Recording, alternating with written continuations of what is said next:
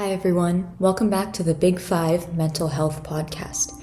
Today's episode is on ADHD, Attention Deficit Hyperactivity Disorder. So as usual, today's podcast is going to have a little bit of a schedule to it. First, we're going to start with basic facts, things you need to know. Then we're going to move into statistics, real research backed by evidence, doctors, scientists. Then we're going to go into our student speaker section where a real student is going to share their experience with mental health.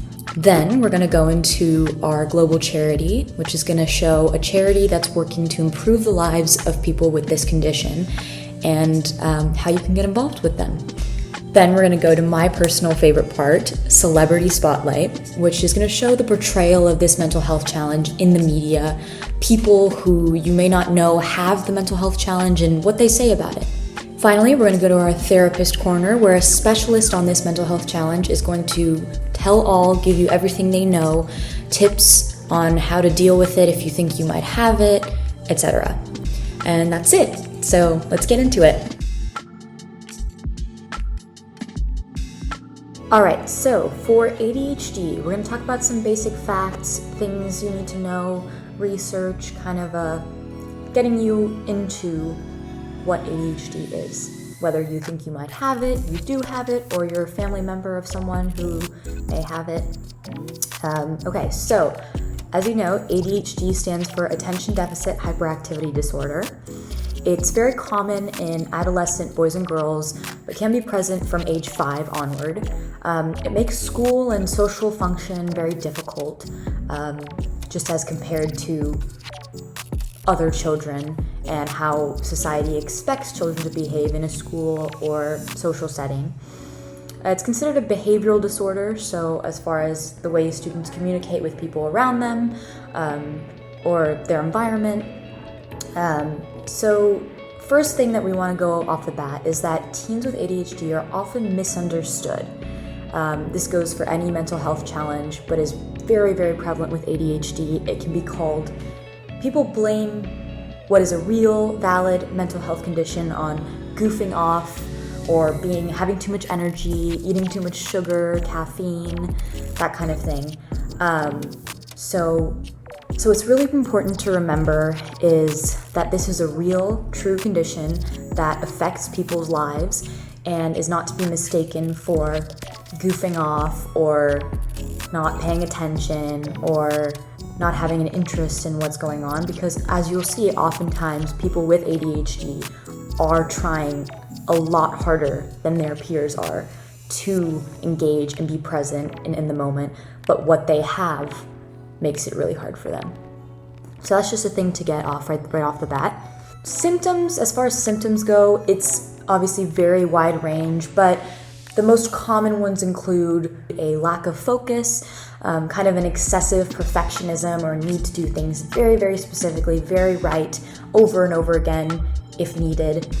An excessive amount of work time just because of that perfectionism or because of the lack of focus, a short attention span, so difficulty sitting in one place and paying attention to a lecture or something like that, jittery movements, kind of a bouncing of body parts or maybe shifty expression, things like that, and kind of an excessive sensitivity to stimuli or racing mind and thoughts, just a really, really overactive mind, which is a great thing in a lot of ways, but just makes it very difficult to sit and do the work that society and schooling in today's world has us do. So there can also be a lot of focus issues that are not outwardly detectable. So we see kids that you may think see them in class are not really struggling, or it doesn't look like they're struggling, but in reality they're having a really, really hard time focusing on the assignment that they have to do, and they may just not do it at that time or push it off towards another time, leading to missed deadlines, a longer time taken on tests, work, assignments, things like that. And so that can take a really hard toll on schoolwork, regular work, just getting things done, chores around the house, everything like that. So another common side effect of ADHD, which is very interesting, is called hyperfocus. So what I've been explained to for this to mean is, while a lot of things are really, really hard to focus on for someone with ADHD, and they can kind of shift from one task to another pretty easily and feel like they're not getting things done, for things that they're very, very passionate about or that they genuinely enjoy doing, they can actually spend a really, really long time hyper-focused or really focused on that task. So say someone loves to draw or, do art. They may not be able to pay attention to their math assignment for more than 15 minutes, but they can sit for 6 hours and draw something beautiful and create a piece of artwork. So what I've been explained to is actually, it's kind of a superpower. It's really amazing, and it can make someone with ADHD, in fact, more productive than the average person. But it just has to be something that they really enjoy. You can't really control what your hyperfocus is. It just has to be something that you really, really enjoy. And so understanding that someone with ADHD has the capacity to focus and to be driven and pay attention and get something done is really crucial. It just has to be something that they're truly passionate about. So, medication or treatment, as far as we go with that, and I have to give my disclaimer at the beginning, of course, you have to figure out, consult a mental health professional, see what's right for you. Medicine may not be right for you. Sometimes therapy is just perfect, and sometimes medicine can be great. So it's just about finding your personal treatment plan and what works for you. But I just wanted to give you some basic ideas of what people do as far as treatment. There is cognitive behavioral therapy, CBT, which includes kind of a reorganization of daily routines and kind of structuring one's life better to accommodate the issues that ADHD causes. So that can be really helpful. Medication can be great. Things like Ritalin, Focalin, Adderall. Medicine can be prescribed. They're kind of brain stimulants, which kind of even out the hyperactivity in the brain. And I will be linking some sources to the podcast that you can read more about them and think about that. But of course, again, best thing to do is talk to a medical professional. And then finally, to make things easier on a school basis or in home and life, things like IEP or 504 plans are really, really great. They're kind of tailored plans for kids in school that can allow them fidget toys, breaks, extra time on assignments or tests, a separate workspace, things like that. And that can be really, really helpful for someone with ADHD or any mental health condition. And what I've been told is that schools are a lot more open to it than you might think. So if you think that may be right for you, talk to a counselor or talk to someone who can get you set up with that. And I think you'll be surprised. Okay, so that was our basic facts for ADHD. Now we're going to move right into our statistics area, where you're going to learn about real evidence-based research, talking about statistics of who has ADHD, how many people do, and I think you're going to learn a lot. So let's go into it.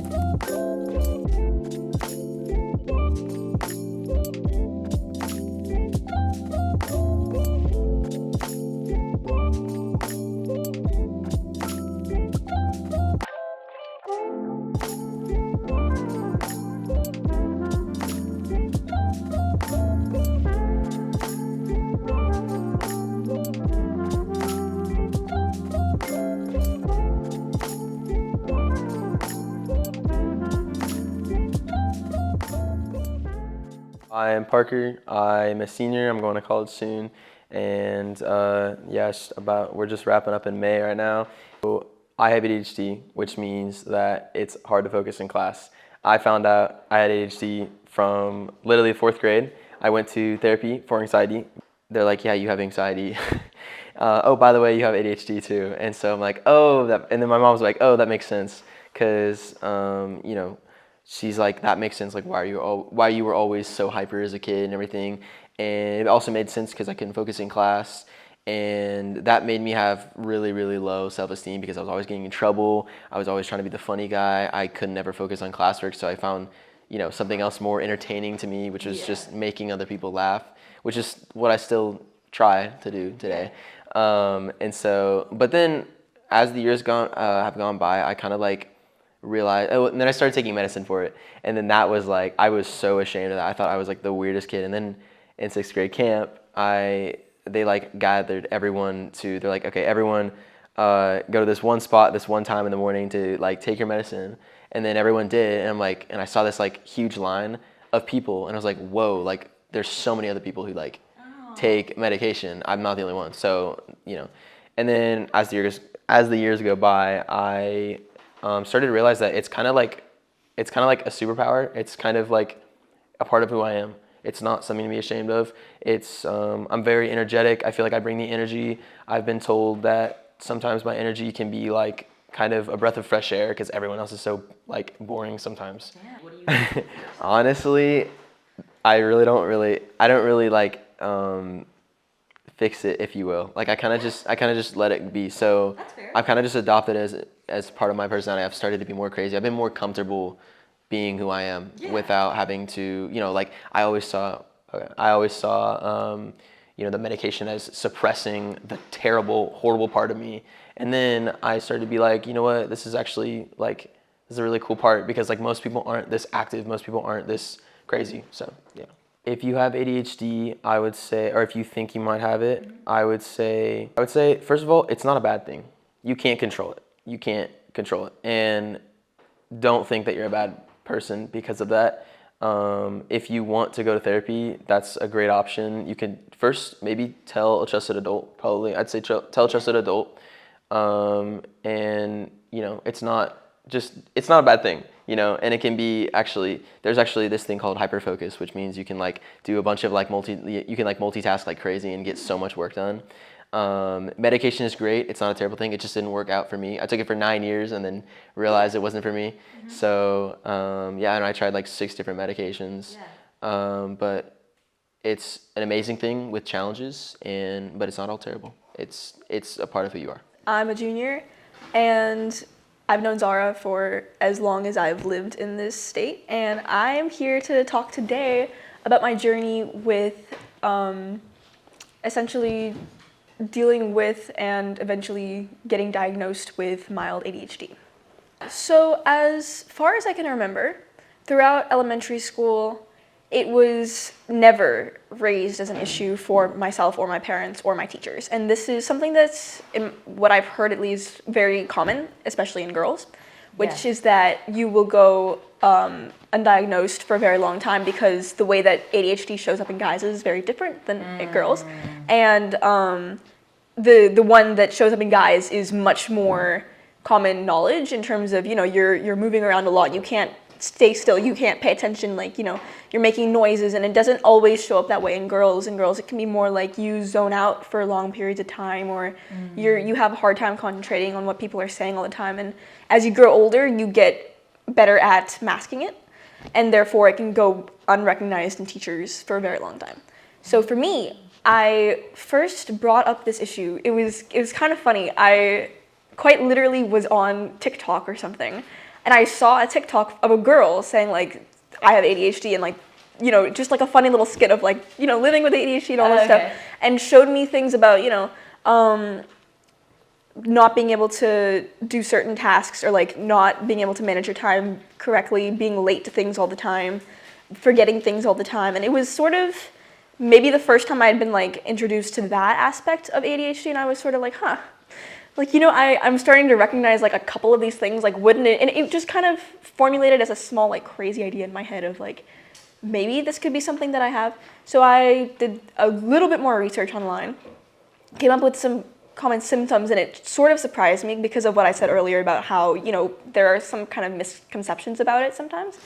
Eventually I talked to my doctor about it, and just sort of like, because my parents were very unfamiliar with just this kind of thing in general. It took kind of some time to maybe convince them or just gather the actual facts about how. So I would say these symptoms mainly started popping up for me perhaps during COVID. Mm-hmm. And COVID for me was my middle school years.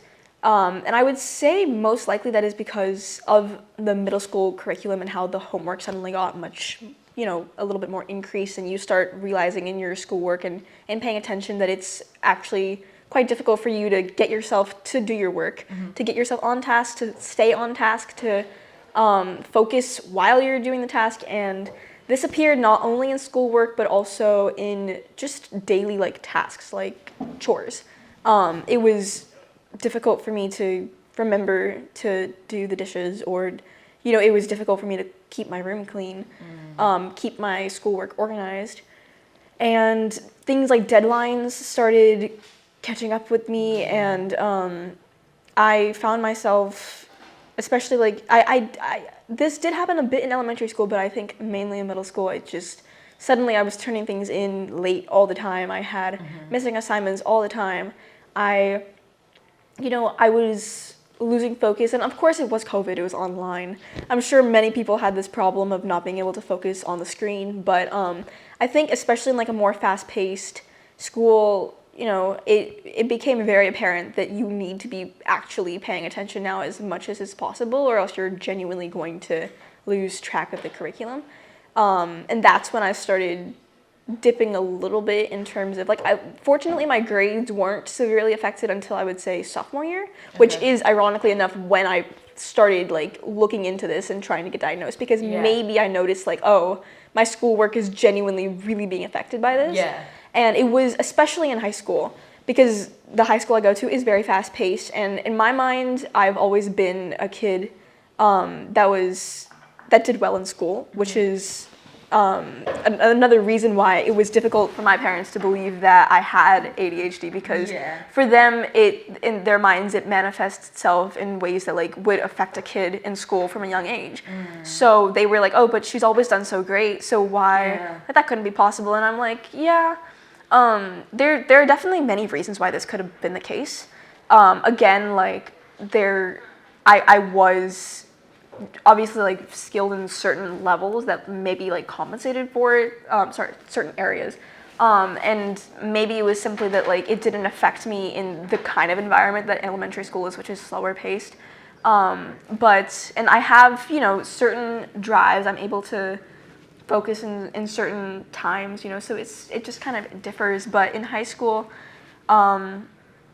it's slowly, being in the classroom, we weren't online anymore, but I was often, it wasn't that I was falling behind in the content or not able to understand the content, or it wasn't that it was too hard or so fast that I wasn't able to keep up with it. It was more that I genuinely found myself unable to focus on what the teacher is saying, or to I would fall behind specifically because I was in class unable to retain my attention on the lesson.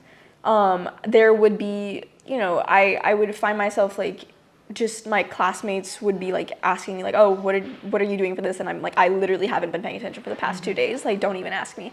And then I would go home and I would watch the videos and the notes posted, and I would do stuff on my own and try to learn it afterwards. And so that was kind of interesting, because it kind of showed that I was able to pick it up quickly enough that it wasn't the coursework that was the difficulty. I was able to watch the video and learn it quickly in one thing, but being in the class for an hour and a half and learning from a teacher, that was the hard part. So it was kind of a signal to me there's a very specific thing that's the problem here. It's not that I'm not capable of it. But that is not something that's that's something I recognize in hindsight. You're not really able to realize that in the time being, or at least I wasn't, because, all you really see is I'm getting a B. Oh no, I must be horrible at this. I got a tutor for calculus. And looking back on it, the tutor, all that she did was reteach to me the day's work. She would come over after school and I would just go over the coursework, rather than the fact that I needed genuine help with the math. So, things like that. And other things, around the house, I would forget things all the time. I would be late to things all the time. There was a significant period of time where things got quite difficult, just regarding maybe the relationship with myself and my parents. They would be getting frustrated with me for things all the time. There would, especially as I got older and my responsibilities got a little bit larger, you know, and they expected me, like I wasn't a kid anymore, they expected me to be able to keep track of my own belongings, my own time, like do my chores properly, and I simply wasn't able to a lot of the time. And they, you know, mix that in with all the like preteen hormones, and you know, it's a great time when you're just kind of, it feels like you're fighting with your family like all the goddamn time. So, you know, I thank the gods, like my relationship with my parents has gotten a lot better since then, because we've grown to like understand the genuine reasons for this weakness in me. And I think that there are definitely still issues. There are times that I get very, very frustrated with myself for not being able to do something, but I would say that it's grown a lot better with the diagnosis. ADHD truly does appear very differently in different people. So there are going to be certain things that people with ADHD struggle with that others very much might not. So I had a friend who believed she had ADHD, she got tested, and she actually has anxiety.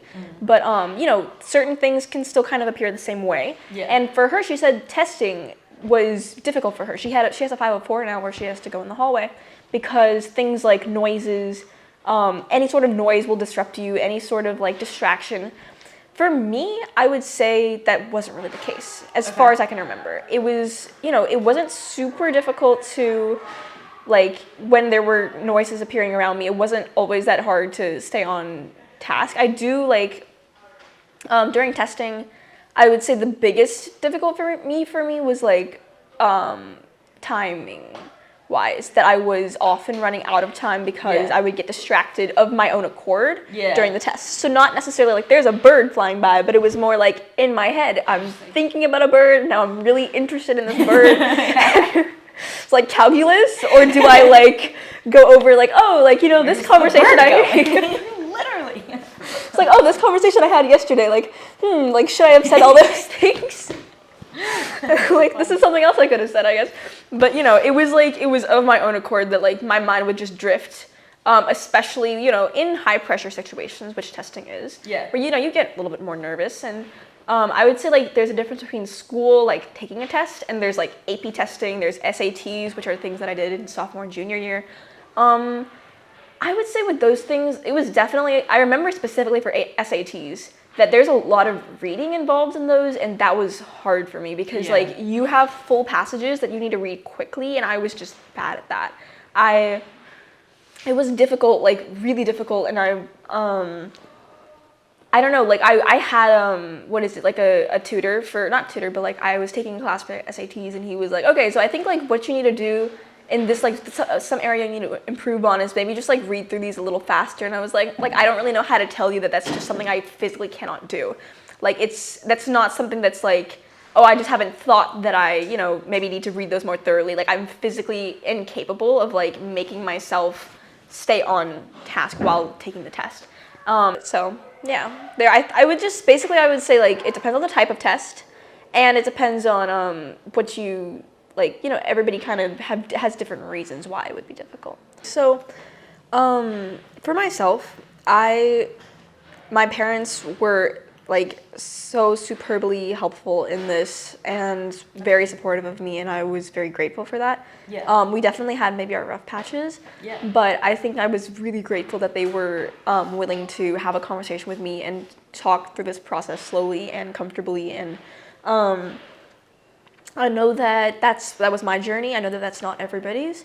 You know, there are definitely many reasons why, you know, there could be stigmas surrounding this topic. I know that in certain cultures, there's certainly just, you know, different ways that things are done. And that's, honestly, I respect that. Like, things work differently for everybody, and there are plenty of things that people should be aware of and weary toward. So everyone kind of just take your own journey, but if on the same, on a different note, I know a lot of people who had a therapist already for other reasons, and then asked them to like diagnose them with, you know, ADHD or anxiety or etc., or ask them for resources. I would say that for me, I believe at least I got my first number like to contact from my pediatrician. So, you know, and on top of that, I don't know how, like, hefty this advice is, but there are always times in which you can, first of all, like talking with your pediatrician, I believe like there should be a point in time when like you can ask your parent to leave the room if that's something that you feel comfortable with.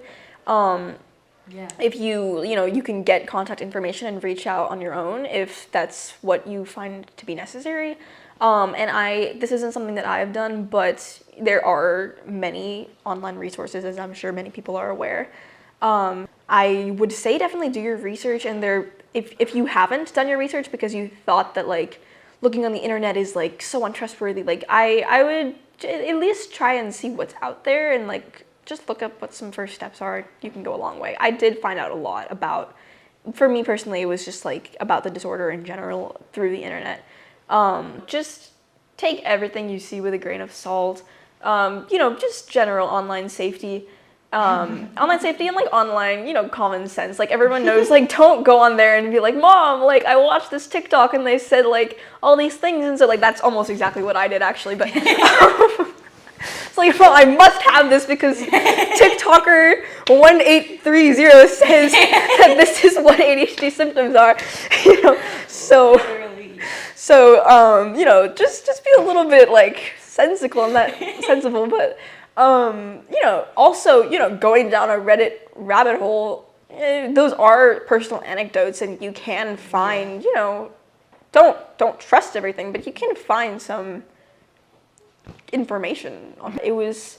There were, I don't know, a lot of kind of things where it's not about like finding the actual information about the disorder, but it's more of just people that have it sort of sharing their experiences, not only that, but also like things like just their interests and like general, like, sometimes it presents itself in the form of like memes or whatever, but just kind of general of like when you're like in school and like everyone thinks that you're fine, but like you're actually masking and like you're not, like all this kind of thing where people kind of just casually talk about how they've been living their lives with this issue. And it's sort of, that was something that I didn't really stumble upon until I like kind of tried looking for it. But like you start to realize that like this kind of thing that's made you feel so just different from other people in a lot of ways is actually, there are people out there, even if it's just the Reddit user that you're looking at, there are people out there that are going through the same thing. I personally have been in environments for short periods of time where like I've been around people that are like all under a very certain umbrella, and it's interesting because like you suddenly like it's just kind of this, it's a little hard to describe, but like you sort of just suddenly feel like you're in a community of people that like you truly like belong with in a way, as opposed to like the general population of people that like you've felt some sort of distance between. So yeah, whether you find that in school or in like organized areas and like specific communities or on Reddit, they're out there. So yeah, just kind of figure out what works for you in terms of if you are someone that's uncomfortable with taking medicine, or you're just someone doesn't have access to therapy, or even if you're just maybe unsure about your condition, or after you've gotten diagnosed, you want some, coping mechanisms or something. For me, like there are just, you maybe look it up online, but there are certain tactics you can use to just sort of, psychologize your own mind. And like, personally, like I stay away from things such as caffeine or a lot of sugar, especially when I'm nervous, because like it can hyperactivate like things in my mind. And like, it's just, I've learned over time to figure out how my brain works with or without medicine. And I've figured out, just certain things that I can do to make certain things better. And so I would just say like this definitely works differently in everybody, but find things that work best for you. That sometimes presents itself in the form of like fidgeting toys, or certain music that you have to listen to when you're doing certain things, or stimulation in the form of certain things. And so don't be afraid to try those out, and don't assume that just because something worked for someone and isn't working for you, that there aren't many other things that you can try, because it doesn't work like that, where it's going to be the same for everybody. First of all, I'm not like diagnosed or anything. That's fair. I have really horrible problems concentrating. concentrating. I don't learn anything because like the teacher's trying to explain, and then for like a good 10 seconds, I can like concentrate on him, and then my mind wanders off because I feel like I always have other things to think about. Even if I'm trying my absolute hardest to concentrate, I can't concentrate. Like I'm always thinking about random funny stories in my head. It's really annoying because like I actually want to do good on tests. I actually want to learn things, but I can't because it's always. I'm like incapable of studying because like I try to study and like I'm like 1 minute studying and then my mind's like, okay, Dominic, you should play guitar right now. So like things like that are like really dumb to me, like school, which is really dumb to me. Yeah. I can't concentrate on. But like other things like movies that I actually care about, I can lock the F in. That's fair. My family, like I briefly mentioned it, and they're like, and then my partner, I talked to a lot about it, and she like is the one who's like kind of labeled it with ADHD, and then she actually made me take a test not too long ago, and it said I have moderate ADHD. You know, just a test online, so who knows? Like throughout my high school career, I didn't take a single AP class, and then I'm like really struggling with these normal classes. Yeah. I feel like that's not something that like most people deal with. Like most people who've taken like all the normal classes, like, this is easy. Yeah. Stuff like that, like school stuff, which most people think is like what you need to be smart, like academics and stuff. That's what I'm really bad at. Mm-hmm. But everything else is like not related to school, like art, music, movies. I think I'm good at it. And it's really irritating to me because like I said, like all my friends and everyone around me is like they're good at it, they understand it, they can comprehend, they can focus, I cannot. Yeah. And what I've already been trying to do right now is be a director, a writer, an actor, and a musician. I play guitar and piano. I write my own music, like I write lyrics, and I like compose the piano and guitar parts. And the reason why I'm like into art so much is because I don't like journal or anything, like it doesn't really work for me. And sometimes I have a hard time like expressing my feelings and stuff to people. Yeah. So like my way of doing it is through music and through like making movies and acting too. Because I have a hard time like understanding how I feel at times. Yeah. And so like through acting, for example, I feel like I'm kind of letting go of my emotions. They're finally like coming out of the surface. And I like, love that. yeah. So like that's what I want to do in my life. I think like mental health struggles and stuff comes in like a lot of different shapes and sizes. I've struggled with all my life, but I never really realized it until now, because it really started hitting me. Like other people, like have so much better focus and concentration, understand things, and then I like look at myself and like I can't really do that like other people. Yeah. So, and I guess just the chance to talk about that would be nice because I haven't really expressed that much. Yeah.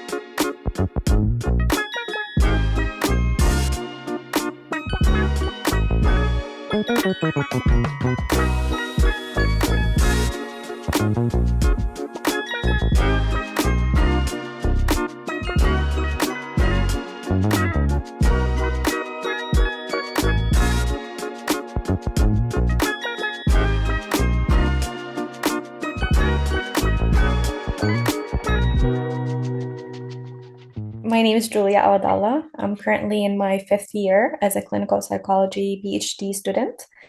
I also hold my master's degree in clinical psychology with a focus on health. And I am a licensed psychological associate. And I also have my board certification in biofeedback. So that's my education background. My work focuses on understanding the connection between body and mind, in particularly areas around stress, attention, and emotional regulation. Currently, my dissertation is actually on shifting attention and broad autism phenotype. And throughout my training, I had the privilege of working in mental health clinics, hospitals, and even rehabs, giving and providing therapy to teens, children, and even adults. Um, I am so passionate about ADHD and autism, neurodevelopmental disorders in general.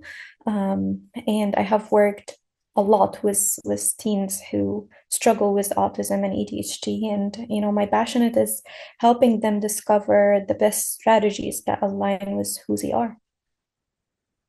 Well, let's start with the basics. ADHD stands for attention deficit hyperactivity disorder. It's a neurodevelopmental disorder, which means it's related to the development of the brain and how it affects focus, manage time, stay organized, and control impulses. It's not about being lazy or careless. It's about having a brain that works differently, especially when it comes to attention and self-regulation. And honestly, Zara, I can never explain it better than Dr. Edward Hallwell. He's one of the top experts on ADHD. He says having ADHD is kind of like having a Ferrari brain with bicycle brakes, right? In other words, your brain is fast, powerful, creative, but it can be tough to control sometimes. Think of it like having a brain that's wired for curiosity and quick thinking, but that sometimes has trouble slowing down or focusing on one thing at a time. It actually varies a lot between teens and boys and girls too. So, it presents differently in teens, girls versus teens, boys versus adults. So to start off, in teens in general, ADHD can sometimes look more emotional. There may be more frustration, social struggles, or feeling misunderstood. And like I said, it's different in girls. Boys show it more with the hyperactivity type, versus girls are more likely to have the inattentive type. That means that they might daydream a lot, struggle with finishing homework, or seem spacey, but they're less likely to get identified. They also the girls internalize their struggles, leading to anxiety, perfectionism, and even some depression. And I think that's why so many girls get missed or misdiagnosed. And actually, Zara, there was something very interesting about the research of ADHD in girls and boys. Girls with ADHD often can stop themselves from blurting things out or acting impulsively, but they tend to do it by slowing down a bit and taking their time. And that's actually a great strategy. Versus boys with ADHD, they're more likely to keep going fast and more likely to make mistakes when they're trying to stop themselves. But here's the thing, both boys and girls with ADHD have a harder time staying consistent and tuning out distraction compared to teens without ADHD. So it's important to understand the underlying neuroscience behind ADHD, right?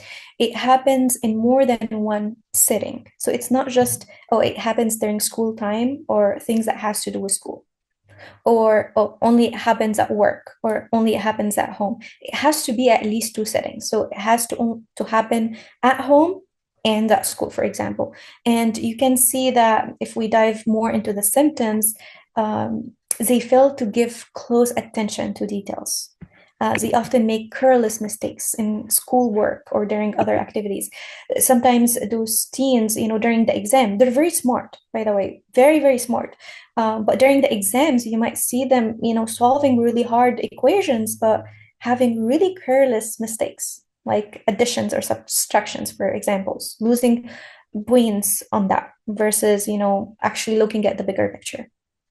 They often forgets a lot. They forgets things that is related to their materials, like school assignments, keys, wallets, materials. They often have difficulty sustaining attention in tasks or play activities. So they would have a difficult time keeping their focus during lectures or classwork. They get distracted by, external stimuli like sounds or smells or things, sights that they see.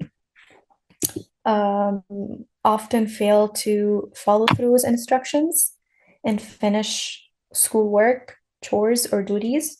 They often start tasks but quickly loses focus and they shift to something else. Sometimes, if you open the laptop or the computer of an individual with ADHD, you might find them having so many different tabs, like 20 at once, right? And they're not even focused into one. Like they open one, they do something, and they switch to something else. So they lose their focus pretty quickly. What else? They often have difficulty organizing tasks and activities, difficulty planning and carrying out steps in the correct order. So if you give them an instruction to, you gotta leave your room, go to the kitchen, make a tea first, but then make a breakfast, and then I don't know, finish preparing the table and then come back to the room, they would have a hard time doing that in order. They probably might do it, but they would take longer and not on order. If that makes sense. They often fidget a lot. They cannot sit still. And that's more into the hyperactivity type.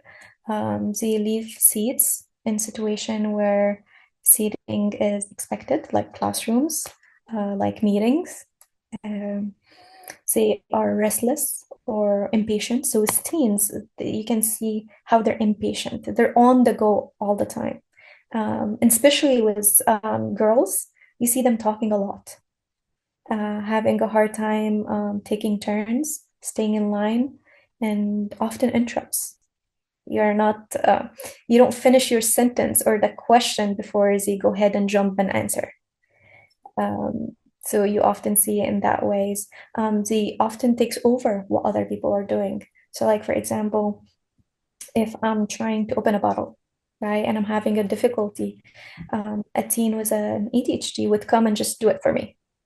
Oh, okay. Take it over, right? Yeah. Have like that impatient of waiting and letting someone else do the thing. They have to at least have 6 of those symptoms, or even there might be more that I missed, but they have to have at least 6 of those symptoms or more to be diagnosed with ADHD, and those symptoms have to occur before the age of 12. Oh, they do. Okay. Yes, and like I said, it has to be going on in 2 settings or more, not just one setting. It's the feeling that you're trying your best, but still falling short.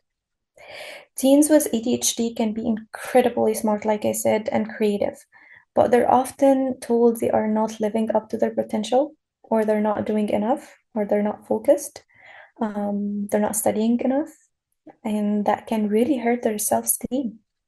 And it can feed into the idea of like, well, I'm not doing enough, so I'm not gonna do anything.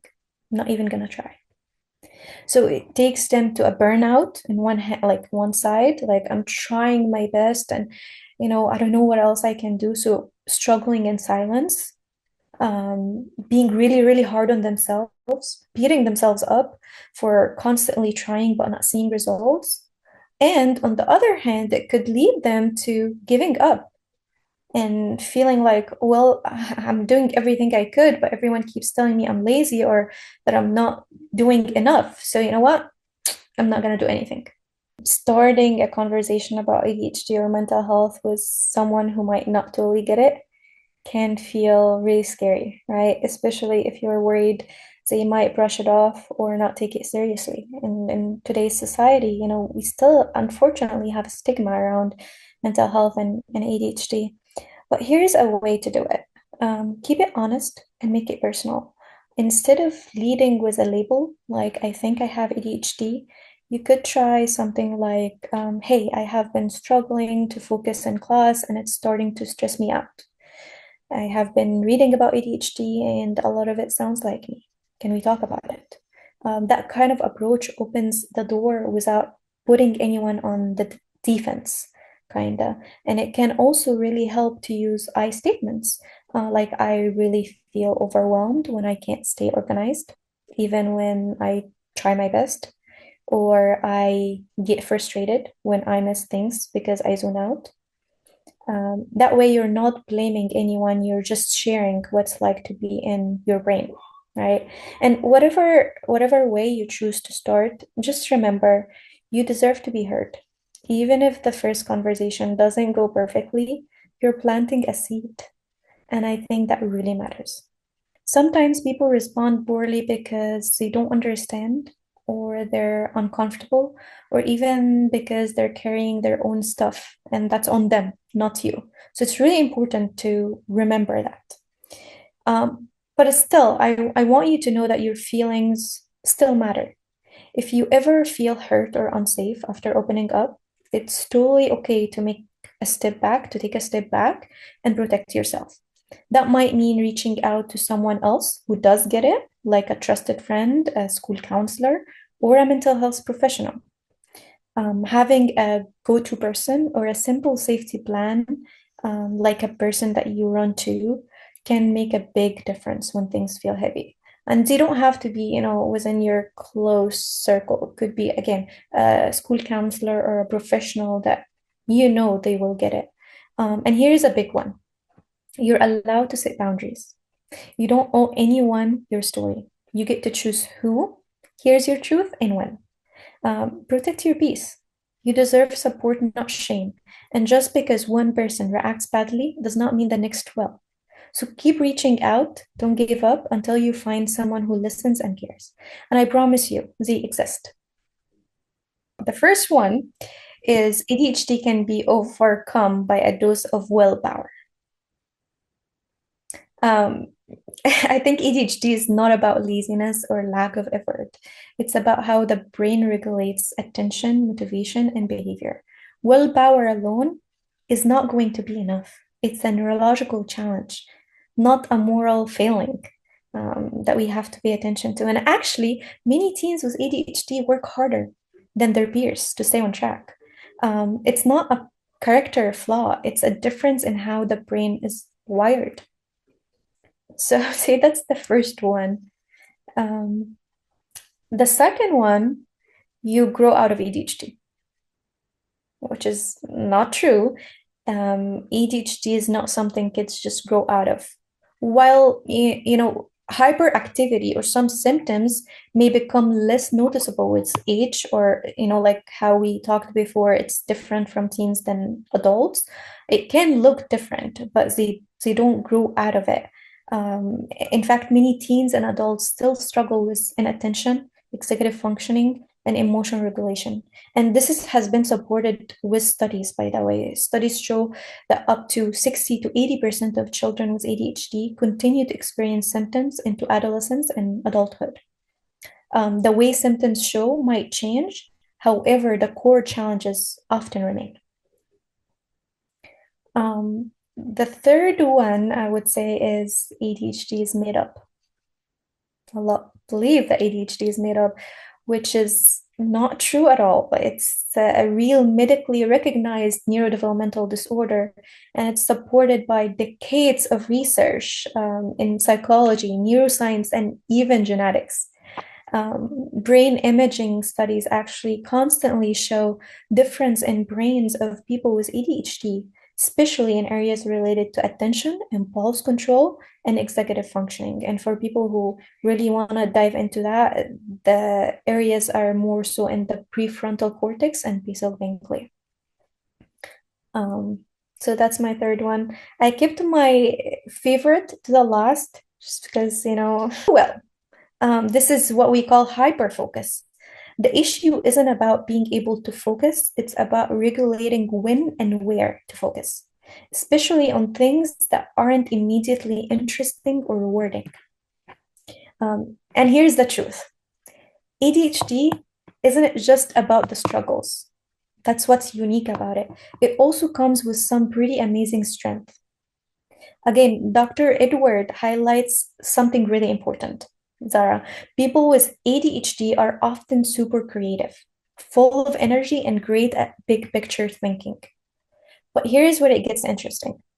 ADHD can also help you dive into things you're so passionate about.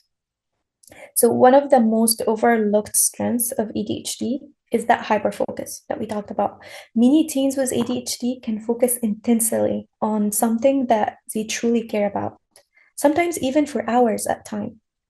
When that energy is directed towards something meaningful, like, for example, art, sports, gaming, or even helping others, it can become a superpower. Can you imagine? The key, though, is learning how to manage it. You can use it intentionally, like setting time limits for a project and taking breaks, but also keeping in mind the basic needs of the human body and mind, like eating well, sleeping well, staying hydrated, exercising, and recognizing activities that trigger that deep focus. Every single individual with ADHD has that hyperfocus. And when you schedule them in healthy ways, you can harness your ADHD brain's ability to dive deeper than most people ever do. And that's a kind of brilliance, actually. If you're ever felt like your brain works differently, know that it's not wrong. It's just built to drive in ways that can be absolutely incredible. A great question. I would say start by tracking your experiences. When do you feel most distracted, overwhelmed, or frustrated? Think about for how long it has been going on. Does it happen just at school, just at home? Both? Where does it happen? And then talk to someone, ideally to a counselor or psychologist, or even your primary care doctor. They all can guide you towards an evaluation. You don't have to figure it out alone. Uh, so talking about it to someone, even if you don't know really how to track your experiences, if you already asking about it, that means that you're realizing a problem or something that you're struggling with, and I think that's enough reason for you to just seek help and get more clarification on what's going on. Evaluations to going to a psychologist who does assessments. They give some IQ assessments, some assessments for attention.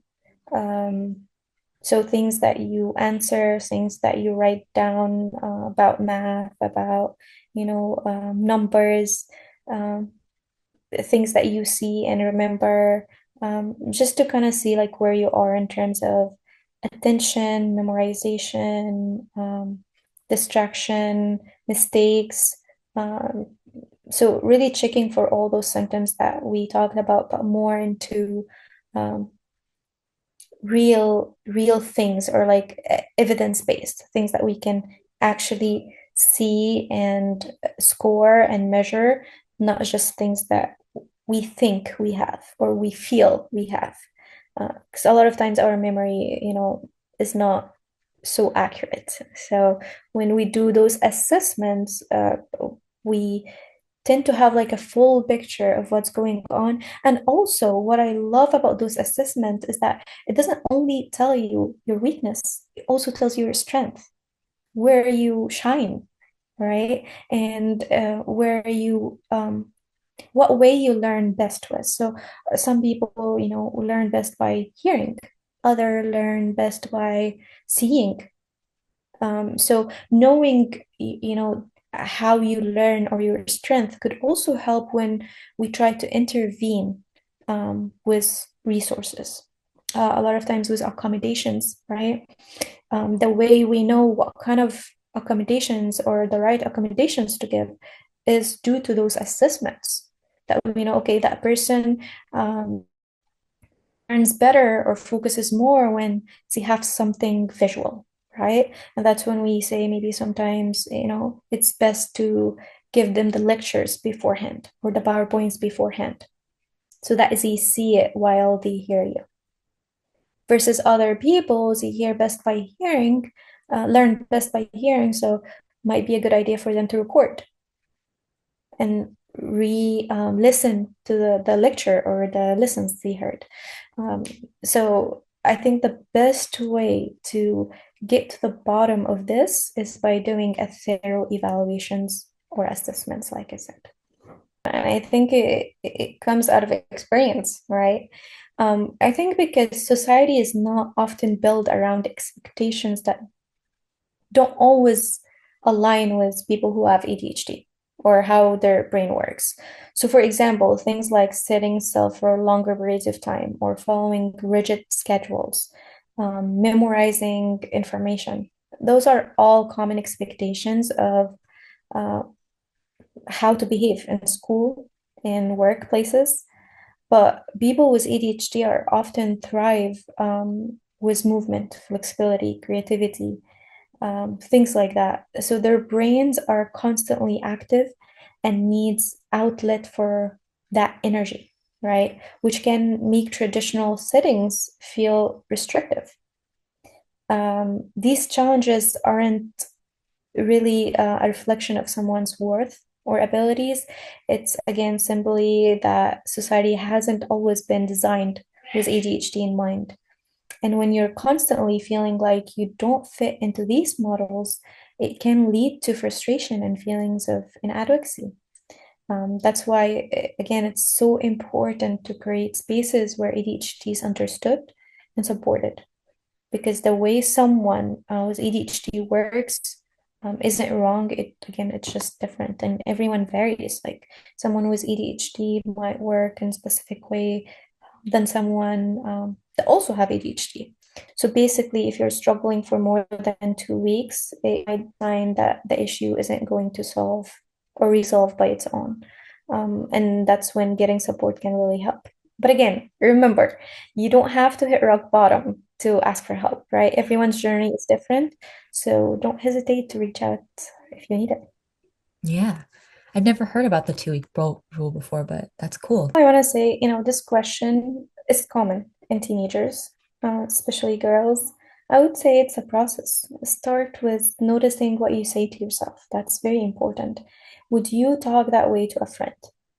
You can begin by showing yourself some small kindness, like rest when you need it, celebrate very tiny wins, and surround yourself with people who reflect your worth back to you. Healing is not instant, but it's possible. And I think for someone to ask that question, that tells me that they already at the beginning of loving themselves, that they don't want to continue treating themselves with hate. They want to change something. So congratulations, you already took the first step. Thank you so much for watching this episode of the Big Five Mental Health Podcast. As always, there will be links for everything that we use to make this and research links, things that you can do to get involved, all linked at the bottom of the podcast. So hopefully you'll make use of those. And I just want to thank you so much for being here, because ending the stigma and educating is really a two-way street. So whether you're someone who thinks you might have a mental health challenge or are the friend or loved one of someone who does, it's really important that you're here, and it was a great first step to take. So I hope you learned something. Thank you so much, and I'll see you next time.